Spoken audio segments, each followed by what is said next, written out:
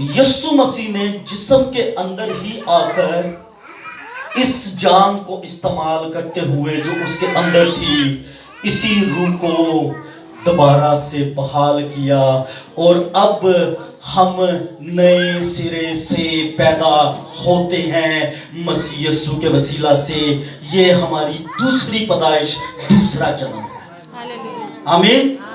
जो हम कहते हैं ना नए सिरे से पैदा होना, तो ये क्या है? क्योंकि वो पहली वाली रूह क्या है? मर गई है, डेड हो गई है। एहसासात खत्म, एहसासात, ख्यालात, हमारे इरादे, हमारी मर्जी, आजाद मर्जी तक क्या है वो नापाक हो गई थी, वो खुदा की नहीं रही थी। अब मसीह यीशु ने इसको क्या किया है? दोबारा बहाल किया है। अब सुनिए इस मिसाल से। अब जब ये दोबारा बहाल हो गई है, जो मसीह यीशु में आते हैं वो सबसे पहले रूह में आते हैं। कहां आते हैं? रूह में आते हैं। कहां आते हैं जी? अब आप अपना भी टेस्ट यहां पे कर सकते हैं कि आप रूह में है कि नहीं है, क्योंकि नेक्स्ट बात से आप चेक करेंगे। जैसे ही आप रूह में आते हैं, ये जान अब रूह के साथ जुड़ जाती है। ठीक है? अब इसके अंदर जो एहसासात हैं वो खुदा की हजूरी के मुताबिक पाक हो जाते हैं, इसके इरादे नेक हो जाते हैं, इसकी सोच पाक हो जाती है और इसकी मर्जी खुदा की पाक मर्जी बन जाती है। हालेलुया। अब वो रूहानी शख्स हो जाता है। सुने, अभी सुने, आखिर में ताली की बारी बजाए बेशक, वे जो थोड़ी थोड़ी मैं आखिर में बजा ले, तो वो उसकी सोच, उसके ख्याल पाक हो जाते हैं। अगर आपकी सोच पाक हो गई है, आपके इरादे पाक हो गए हैं, आप भलाई करना जान गए हैं, आप खुदा की मर्जी के मुताबिक चलना जान गए हैं, तो आपकी स्पिरिट जिंदा हो गई है, आप रूह में जिंदा हो गए हैं। और जैसे ही रूह में जिंदा हो जाएंगे, उन जिस्म कमजोर हो जाएगा। और जिस्म की ये कमजोर हो गया है, उन ऐ रुकेगा, अनूठा, ये रूह कहेगी इसको जिस्म को उठा। सुबह 5 बजे उठा, की करे? कहेगा मैं बड़ा कमजोर जा, मेरे को नहीं उठाना होगा 5 बजे। वो फिर कहेगा उठाने ना, तूने पहली सी मोहब्बत छोड़ दी, उठा, जान मार। जानू कहेगा जान मार, अपनी जोर ला। ओह की करेगा? थोड़ा जा उठेगा, उठो भाई थोड़ा सा, अब एक्सरसाइज का टाइम है, थोड़ा सा उठेगा। अब उठा है थोड़ा सा, फिर उसका क्या दिल करेगा? नहीं, 5 मिनट और रख ला। फिर वो कहेगा चल भाई उठाए नू, चला उठा यार, हाथी के 5:15 हो, थोड़ी देर और सो जा। और फिर उन्होंने कहेगा 5:15, 15 मिनट खुदा दे जाया हो गए ने, उठाए नू। रूम कुछ कहेगा, रूह को कहेगा उठाओ इसको। अभी उठा है, तीसरी बार उठा है, लेकिन फिर कहेगा मैं कमजोर हूं, अलार्म बंद, सो गया। ये भेद यीशु मसीह जानता था, उसने इसीलिए शागिर्दों से ही कहा। 3 बार वो आया शागिर्दों के पास, कहता जागो और दुआ करो। तीसरी बारी आके क्या? जिस्म कमजोर है पर रूह मुस्तहिद है। वो बार बार हिट करती है, हर साल हिट करती है, हर साल आकर आपको कहती है भाई बहन अजीज प्यारे, तौबा कर, खुदा को याद कर, खुदा से दिल लगा, अपनी पुरानी रविश से, पुरानी इंसानियत से तौबा कर ले, पूरे दिल से खुदा की तरफ रुजू लगा ले, क्योंकि उस खुदा ने अब तेरे लिए सलीब पर जान दी है ताकि तू हमेशा की जिंदगी का वारिस हो सके। Hallelujah, hallelujah, praise God, thank you very much. So ये हमारी रूह बदल जान है, जितना भी जोर लो वे कमजोर ही देगा, और इसने ही मिट्टी के अंदर रहना है जिस्म ने। इसलिए अपनी रूह और जान के लिए आपने जंग करनी ही करनी है। आमीन। ये मैसेज या तमसील देने का मकसद कि आपने इसके लिए क्या करनी है। तो ये जब मसीह ने बदन में होकर रूह को जिंदा किया दोबारा से, तो अब जो रूह में आते हैं वो मसीह में आते हैं। कहाँ में आते हैं? बोले जी, कहाँ आते हैं? हाँ, किसी डिनोमिनेशन में नहीं आते। ये नहीं कि कैथलिक छड़ के ते भाइयां च आ गए, भाई छड़ के ते कैथलिक च, ऐसे नहीं होता। वो मसीह में आते हैं। नंबर 1, वो जो मसीह में आते हैं वो सिर्फ चर्च में नहीं आते, ठीक है? वो सिर्फ चर्च में, गौर से सुने, बल्कि वो रूह में भी आते हैं। मसा उनमें होता है, चर्च में नहीं होता। चर्च बिल्डिंग के अंदर नहीं है, ये याद रखें। मसा कहां है? आपके अंदर है। अगर आपको कहीं जा रहे हैं मसा फील नहीं हो रहा ना, तो समझे कि आपके अंदर मसला है। मैं आपको बड़ी क्लियरली बता रहा हूं। उसकी वजह क्या है? उसकी वजह यह है कि कलाम के मुताबिक खुदा ने कहा तुम्हारा बदन रूह कुद्स का मुकद्दस है।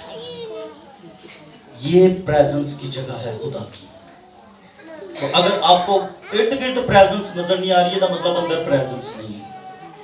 जब अंदर प्रेजेंस होगी, जहां आप खड़े हो जाएंगे, ऑटोमेटिकली लोग भी उसी प्रेजेंस के अंदर मामूर होना शुरू हो जाएंगे। आमीन। क्या हम खुदा के लिए बहुत सी तालियां बजा सकते हैं?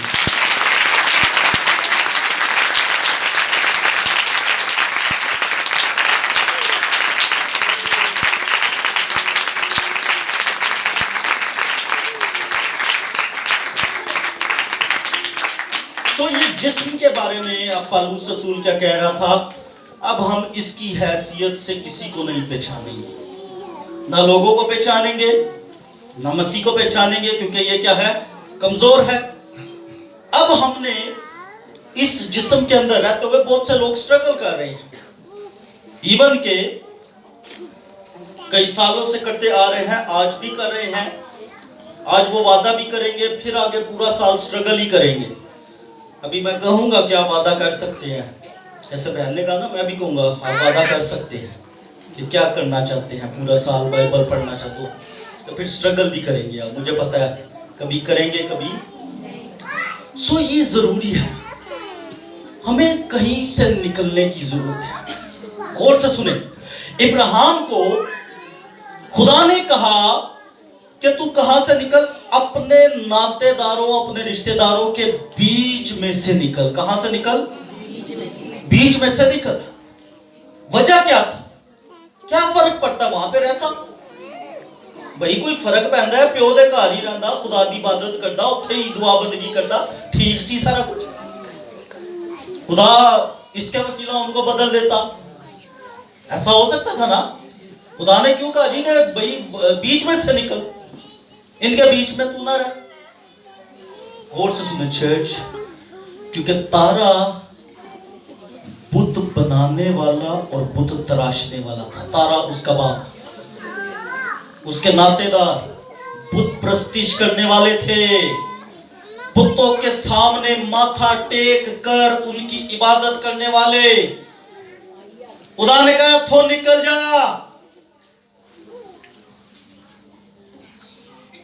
उसके लिए कितना मुश्किल होगा।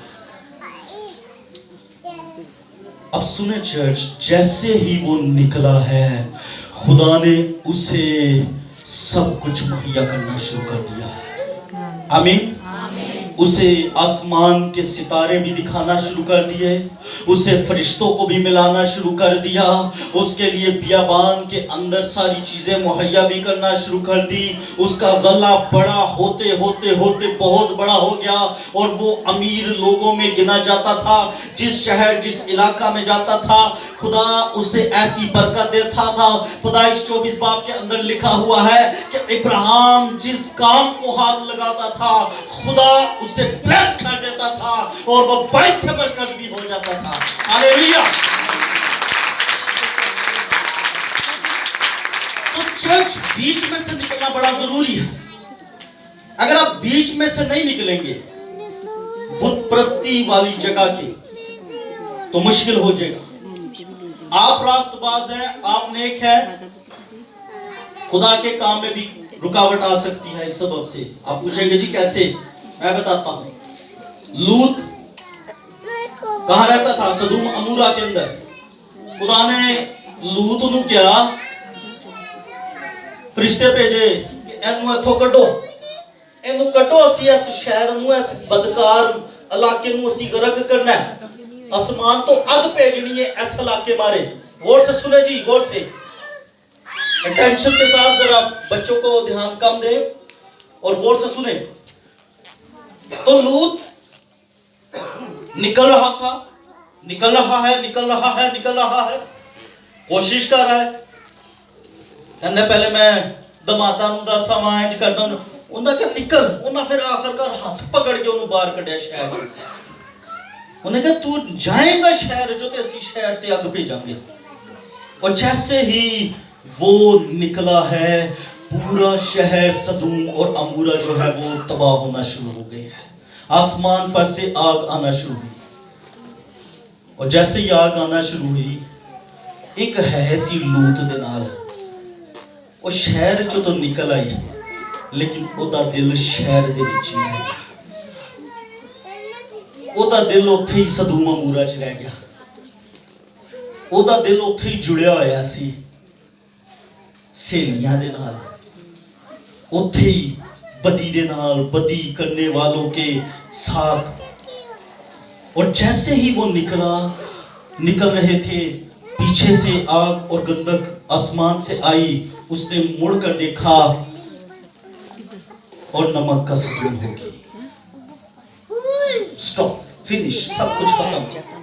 ना आगे जाने के काबिल है, ना पीछे जाने के काबिल है। और इसीलिए मसीह यीशु ने भी कहा कि जो हल पर हाथ रखकर पीछे मुड़ के देखता है वो मेरी बादशाही के लायक। क्यों कहा खुदावंद ने? कभी किसी ने देखा किसान को इस तरह हल जोतते हुए कि आगे बैल हो, उनके ऊपर हल हो और वो जोत रहा हो? कभी देखा है आपने? मैं आपको बताता हूं। बैल होते हैं, हल होता है, और इस तरह हल चल रहा होता है और साथ साथ किसान जो है वो चल रहा होता है इस तरह। और अगर वो जरा सा भी लापरवाही करे और दाएं बाएं या पीछे मुड़ के देखे तो उसका नुकसान चर्च पता क्या होता है? उसका नुकसान ये होगा, या तो वो अपनी टांगे कटवा लेगा या अपने जानवरों की टांगे, क्योंकि वो हल इतना तेज होता है और उससे सारा काम क्या है? Stop, finish. खुदा की बादशाही का काम रुक जाता है। सो इसलिए हल पर हाथ रख के पीछे मुड़ने वाला खुदा ने कहा मेरी बादशाही के लायक नहीं होगा, क्योंकि खुदा किसी तरह अपने लोगों को कामिल बनाना चाहता है, आगे लेकर जाना चाहता है। और जब आप 2024 के अंदर हैं तो चर्च सुनिए, खुदा ने आपको 2023 से निकाल लिया है। आमीन। मुल्क मिस्र में से बनी इस्राएल कौम को बुतों के बीच में से निकाल लिया था। आमीन। और फिर उसके बाद इस्राएली कौम को और हर एक ईमानदार को गुनाह से, बदकारी से, झूठ से, तारीकी से अपनी अजीब रोशनी में बुला लिया है, ताकि हम मुकद्दस कौम हो, शाही कहनों का फिरका हो, खुदा की खास मलकियत होकर उसकी खूबियों को बयान कर सके। आमीन। हम इसलिए बुलाए गए हैं, हम इसलिए चुने गए हैं, हम इसलिए खरीदे गए हैं, हम इसलिए अलग किए गए हैं। आमीन। सो उसने अब पहले से निकाल लिया है, बुला लिया है। और अब भी हमें जब बुला लिया गया है, निकाल लिया गया है, तो जरूरत यह है कि पीछे मुड़कर नहीं देखना। No turning back, no turning back.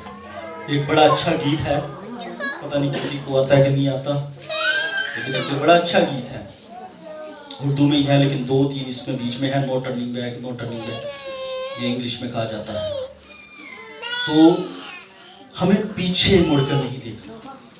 आज का मैसेज हमें पुरानी इंसानियत में नहीं देखना, आज का मैसेज हमें पुराने गुनाहों में नहीं देखना, आज का मैसेज हमें सारी पुरानी चीजों को छोड़कर नई जिंदगी में, नए जलाल में, नए जोर में आगे बढ़ना है। आमीन जी। क्योंकि पुरानी चीजें जाती रही, देखो वो क्या हो गई, नई होगी वो सब नई हो गई है। सो इसलिए हमें पुरानी चीजों से निकलने की क्या है? सुने, मैं सिर्फ 5 मिनट और आपके लूंगा, गौर से सुनिए। जब आप एक जगह से निकलकर दूसरी जगह आएंगे, खुदावन के हजूर आप कुछ नया तजर्बा करेंगे। आमीन। इसी तरह जैसे इब्राहिम निकला और उसने आसमान के सितारे देखे, फरिश्ते देखे, बरकतें देखी, अपनी औलाद देखी, ऐसे ही एक और था जिसे खुदा के रूह ने, खुदा ने कहा कि यहां ऊपर आ जा। कौन था? नहीं, आवाज आ रही, ऊंची बोलो। कौन? यूहन्ना। कौन था? कौन सा वाला? यूहन्ना आरिफ। मुकाशफा की किताब में यूहन्ना आरिफ, उसे क्या कहा यहां? अब सुने, जब वो ऊपर आया, ऊपर आके उसने तख्त देखे, बुजुर्ग देखे, खुदा का जलाल देखा, फरिश्ते देखे, ग्लोरी देखी, नरसिंगे देखे, प्याले देखे, बलौर सा सब कुछ फर्श को देखा, दूध की नदियां देखी, सोने की सड़कों को देख लिया, नया यरूशलेम देख लिया, नए शहर को देख लिया, नई कलीसिया को देख लिया, दुल्हन को देख लिया। वो सब कुछ उसने कहा आकर देख लिया, वो ऊपर आकर देख लिया। आज चर्च मैं ये कहूंगा, अगर आप आसमानी चीजों को, आसमानी ब्लेसिंग्स को देखना चाहते हैं, आपका लेवल जमीनी नहीं होना चाहिए, आपका लेवल आसमानी होना चाहिए। आप उस जमीनी लेवल से, जमीनी सोच से, हसद की, नफरत की, झगड़े की, घमंड की, गुस्से की, गुनाह की तमाम ख्वाहिशों और सोचों से निकलकर आपको आलमे बाला की चीजों की तलाश में आना है। जब आलमे बाला की चीजों की तलाश में आएंगे, आप खुदा के जलाल को देखेंगे, आप उसके तख्त को देखेंगे। यसाया की तरह आप जमीनी बादशाह को जब छोड़ेंगे तो आसमानी बादशाह को देखेंगे, उसके तख्त को देखेंगे, उसके जलाल को देखेंगे जिससे हैकल मामूर थी। और फिर वो सब कुछ जो फरिश्ते उसके सामने खड़े होकर जो उसे पुकारे थे, अब सब कुछ वो देखेंगे। चर्च, क्या कोई कहेगा आमीन? हालेलुया! जोर से तालियां अपने खुदा के लिए। तो ये तभी है जब आप अपने उस पुराने लेवल से, पुरानी जिंदगी से निकलेंगे। 2023 से निकल आए हैं, 2023 से खुदा का क्या हो? खुदा का क्या हो? शुक्र हो। 2024 में है, खुदा का शुक्र। खुदा का क्या हो? शुक्र। खुदा का शुक्र हो। कितनों ने शुक्रगुजारी की दुआ की रात को 12 बजे? क्या आतिशबाजी की थी 12 बजे?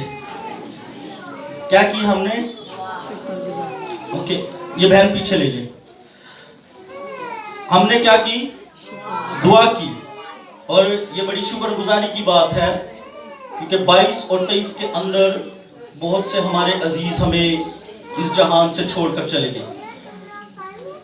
124 के अंदर जब अब आए हैं, साल ते नवा ते असी भी कोई नवे हुए या कि नहीं हुए? हेलो चर्च, साल ते नवा ते असी भी नवे हुए या कि नहीं? या सिर्फ कपड़े ही नवे हुए हैं? कितने हुए हैं? ईमानदारी ना देख लियो, बहुत उठाए ने मानो करनी एक ही नहीं मिसी। ओके, थैंक्स गॉड, आप हो गए हैं। और जो नहीं हुए, आज उनके लिए मौका है। पुरानी चीजें जाती रही, देखो वो यूहन्ना आरिफ जब गया आसमान पर, उसने तकरीबन सब नई चीजों को देखा है, नए तजुर्बे हासिल किए हैं। मुशर्रफ बेटा भी जब निकला था घर से, उसने नया तजुर्बा हासिल किया। खुदा ने क्या सी? गुनाह जो निकल है वो घर ही निकल गया। वो किथों निकल गया? घरों ही निकल गया। ते घरों निकल के ते जाके सूरां दी नाल दोस्ती पा ली थी। हाँ, तो उत्थे ही रोटी उन्हां नाल ही सी होती, तो दोस्ती फिर उत्थे ही होगी। सूरों के साथ क्या खाई उसने? फलियां। और कभी आप इमेजिन करें वो सूर जो कीचड़ दलदल के अंदर कभी मुंह मारते होंगे, आकर वही मुंह मारते होंगे फलियों के अंदर। खाएंगे आप? हेलो, ਇੱਥੇ ਉਹਨੂੰ शायद पिज़्ज़ा, बर्गर, शवारमे, पराठे, देसी घ्यो, मक्खन, मलाइयां, पता नहीं की घर मिलता है। और वहां कहां पर कीचड़ में भरी हुई फलियां खा रहा है, खाई जा रहा है। क्या खूबसूरत जुमला लिखा हुआ है, मुझे बड़ा पसंद है। पढ़िए मुसरफ बेटे की कहानी, तो वहां लिखा है, उसने होश में आकर, की होकर, जब तक होश नहीं आती गुनाह और सूरों की दोस्ती नहीं छोड़ी। लिखा है उसने होश में आकर कहा, मेरे बाप के घर में मेरे उसके नौकर भी इससे अच्छे खाना खाते हैं। उसे होश आ गई कि मैं कहां पर बदी के अंदर जिंदगी गुजार रहा हूं, मैं कहां अय्याशियां करता रहा, और उन अय्याशियों ने मुझे अब यहां गुनाह की हालत में पहुंचा दिया है।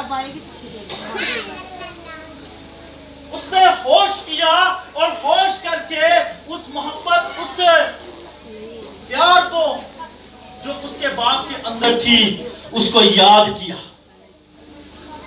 और उसने होश करके ही अब कहा नो टर्निंग बैक। उन्हें पीछे मुड़ के नहीं फिर वेख्या, भजदा राज पता नहीं की सोचता जाना होगा।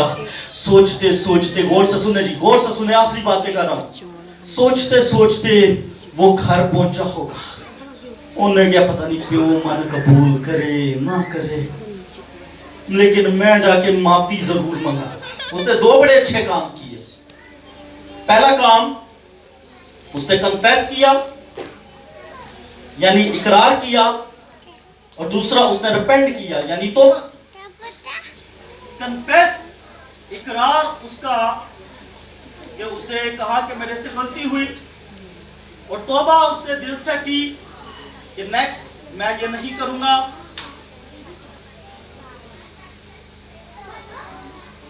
और जैसे ही उसने घर पहुंचा, बाप ने जश्न मनाना शुरू कर दिया।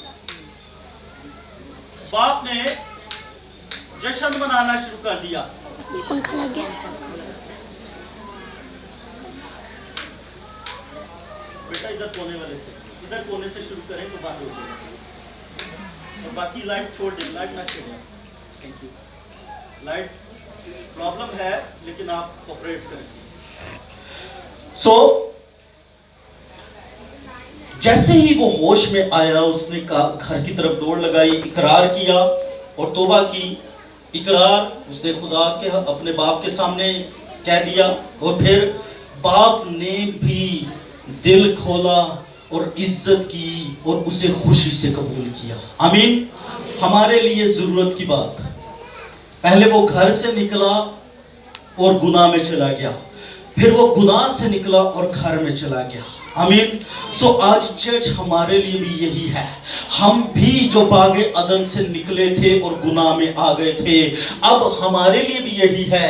हम दिल से इकरार करें और दिल से तौबा करें और वापस अपने घर की तरफ चलें, क्योंकि हम इस जमीन पर परदेसी और मुसाफिर हैं। आमीन। हमारा असल वतन, असल शहर, असल घर जो है आसमान पर है, जहां मसीह यीशु ने कहा कि मैं जाता हूं और तुम्हारे लिए जगह तैयार करता हूं, ताकि जहां मैं हूं वहां तुम भी हो।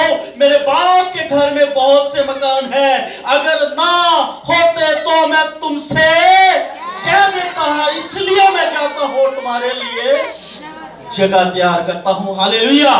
जिसने हमारे लिए जगह तैयार की उसके लिए बहुत सारी तालियां बजाइए।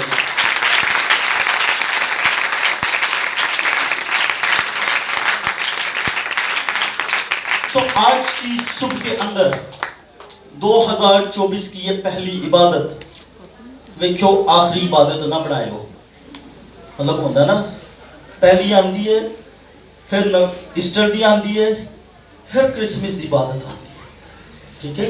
ज्यादा खुदा नहीं तंग करीदा, सिर्फ थोड़ा जा किथे नवे साल ते ईस्टर ते हाँ इन्ना जा तंग करना, बाकी नहीं तंग करना। वो भी तो मसरूफ है ना, और भी तो पता नहीं कितने लोग दुआ कर रहे हैं, ठीक है। तो ये आपकी आखिरी ना हो, बल्कि अब से नई मखलूक होते जाए, नए दिल बन जाए आपके। और सुने, जिनके दिल नए हो जाते हैं उन्हीं दिलों में खुदावंद सुकूनत करता है। आमीन आमीन। और यहाँ मुझे वो याद आ गया, ज़करी, उसे खुदावंद ने क्या कहा कि मुझे तेरे यहाँ रहना जरूर है। उससे कहा कि मुझे तेरे यहाँ रहना, उससे ये नहीं कहा कि मुझे तेरे यहाँ विजिट करना या आना जरूर है। रहना और आना में फर्क पता क्या है? एक शख्स आता है और वो आकर चला जाता है, लेकिन जो रहने के लिए आता है वो कुछ महीने, कुछ दिन, कुछ साल रहकर जाता है। तो यीशु मसीह आपके दिलों में रहने के लिए आ रहे हैं। आमीन। और मैं ये परसों ही 29 को ये कह रहा था, ये 29 को जो कंपटीशन था काफी अच्छा हुआ हमारा वो प्रोग्राम भी, और उसको मैं कह रहा था कि बहुत से दिलों के बाहर आज भी यीशु खटखटा रहा है।